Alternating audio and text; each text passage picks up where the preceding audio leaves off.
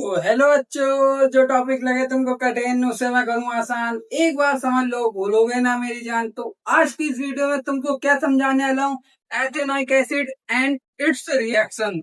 इससे आपके पेपर में 2 मार्क्स कंफर्म हो जाते हैं, होने के लिए 3 मार्क्स भी हो जाते हैं। वो आपकी किस्मत पर, आपकी डेस्टिनी पर करता है डिपेंड। ओके, तो चलते हैं अपनी वीडियो की ओर बिना किसी ज्यादा बातचीत के। तो हमारी वीडियो है ethanoic acid and it's reaction. ये हमारा पार्ट 5 होने वाला है। कौन सा चैप्टर है? Carbon and its compound, class 10 chapter 4। Okay, तो एथेनॉइक एसिड, एथेनॉइक एसिड का पहले तो आप लोग समझो फॉर्मूला क्या है। फॉर्मूला है CH3COOH। ये क्यों है भाई एथेनॉइक एसिड का? एथेनॉइक एसिड का ये फॉर्मूला इसलिए है, तुम समझो। हमने अभी तक यूपीएससी नहीं पढ़ी है, तो शायद तुमको समझाना थोड़ा कठिन हो, लेकिन तुम समझ लो। जो बच्चे पढ़ चुके हैं उनके लिए समझ लो, वरना तुम अभी इतना समझ लेना। देखो, हमारी यूपीएससी में क्या होता है, एट मेथ प्रो ब्यूट पेंट एक्स ऑफ नॉन डेट, ऐसे होते हैं। मेथ एट प्रो है, तो शुरुआत में आता है मेथ, नहीं शुरुआत में आता है एट, फिर आता है मेथ, फिर आता है, ऐसे करके आते चले जाते। अरे नहीं नहीं नहीं, देखो ऐसे होता है।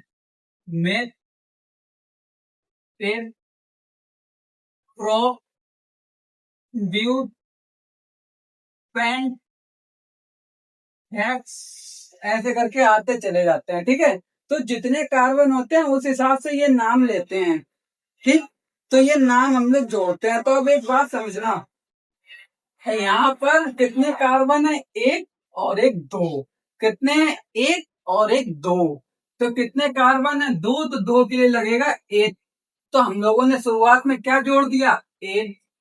अब ये एथेनॉइक कहां से आया? ANOIC और एसिड ये कहां से आया?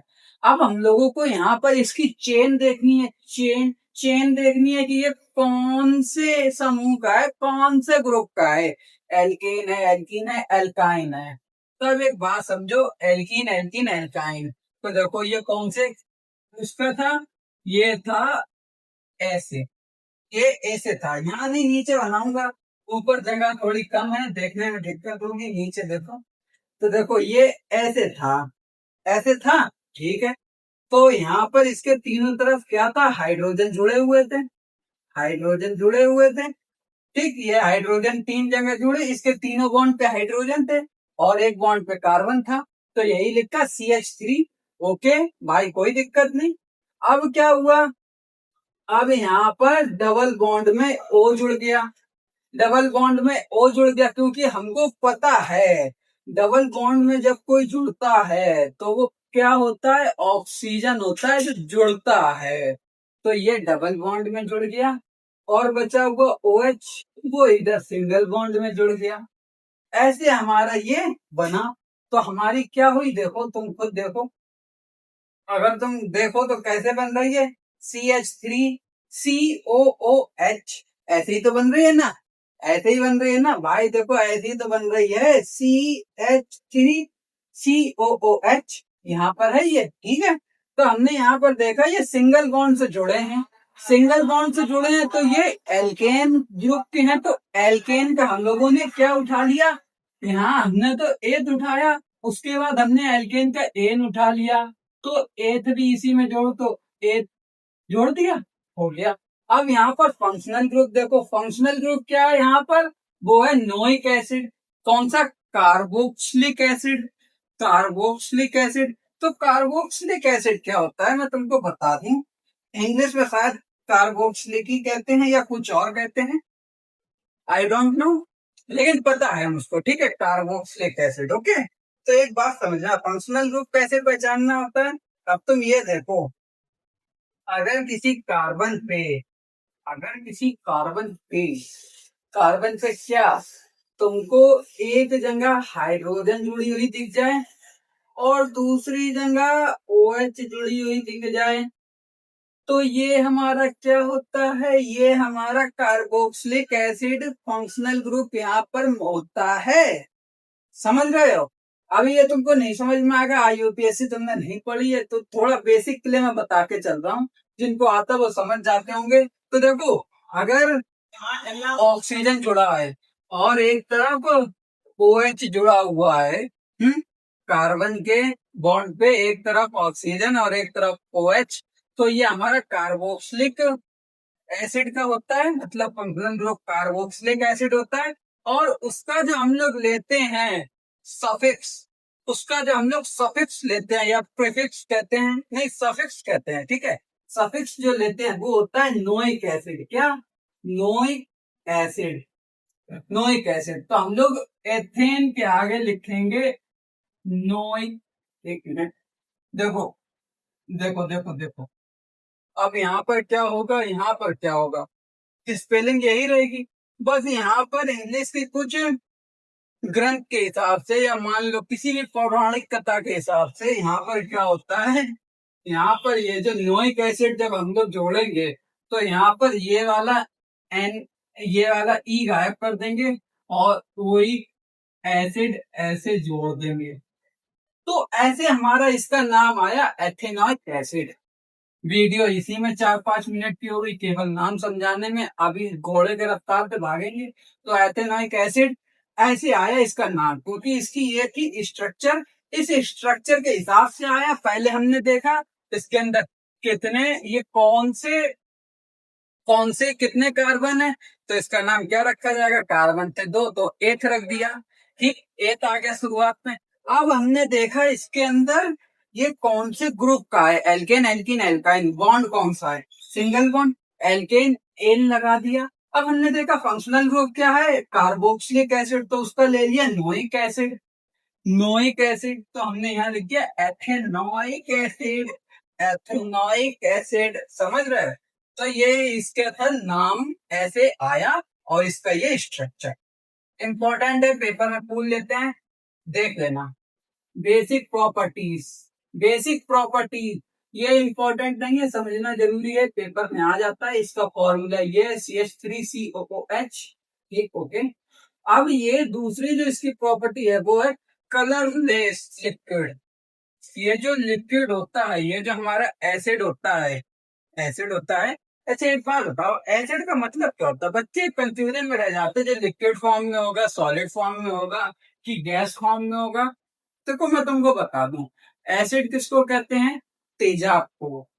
शुद्ध हिंदी में कहें, इंग्लिश में कहें तो उसको कहेंगे तेजाब, जो हम लोगों की भाषा में ज्यादा यूज होता है। कोई भी एसिड या फिर कोई ऐसा नाम नहीं इस्तेमाल करता, सब कहते हैं, या कोई अम्ल नहीं कहता, हिंदी में एसिड को ही अम्ल कहते हैं और हिंदी में ही एसिड को तेजाब भी कहते हैं।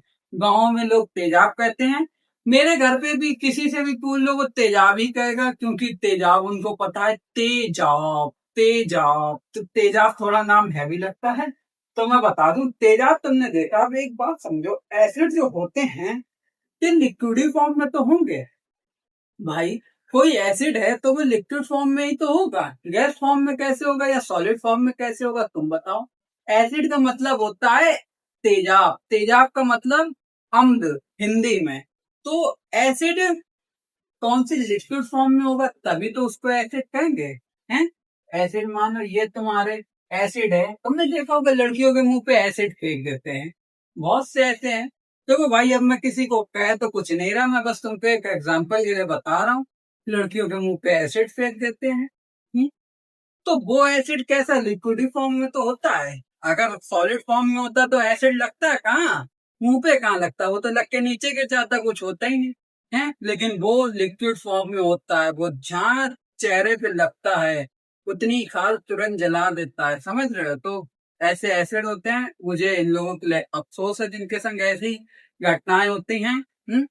तो आप लोग कहीं पर ऐसा देखो तो उसको जरूर अपने हैंडल करने की कोशिश करना जितना कर पाओ। तो ये तो मैंने तुमको बता दिया, ये कलरलेस लिक्विड होता है। कलरलेस का मतलब इसमें कोई कलर नहीं होता है। जैसे मान लो आपको कि ग्रीन कलर का होता है, येलो, व्हाइट, ब्लैक, कोई कलर नहीं होता, कलरलेस। कलरलेस, समझ रहे हैं? और इसका जो टेस्ट है वो कैसा, सौर होता है। सौर का मतलब खट्टा, खट्टे का मतलब इमली खाई है? खट्टी। और खट्टे में तुमको मैं क्या बताऊं, खट्टा फल मैंने खाए बहुत है, याद नहीं आ रहा। आम पापड़ जो तुम खाते हो वो भी तो खट्टा होता है। अब ये जो है वीक एसिड, ये थोड़ा वीक एसिड होता है। वीक एसिड का मतलब ज्यादा पावरफुल नहीं होता, थोड़ा वीक होता है, ठीक है। तो ये वीक एसिड होते हैं, ये तो इसकी बेसिक प्रॉपर्टीज थी, पेपर में पूछी नहीं जाती लेकिन कभी पूछ ले तो याद रखो, ओके। इंपॉर्टेंट रिएक्शन क्या क्या है? फर्स्ट है एसिड प्लस मेटल। मैंने एथेनोइक एसिड ना लिखकर केवल शॉर्ट फॉर्म में एसिड लिख दिया।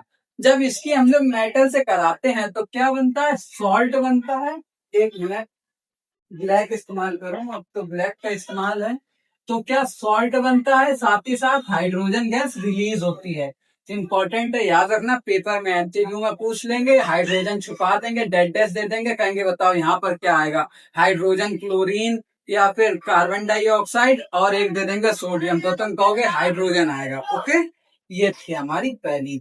दूसरी होती है एसिड जब कार्बोनेट के साथ मिले, मतलब एथेनोइक एसिड कार्बोनेट के साथ मिले तो क्या होगा?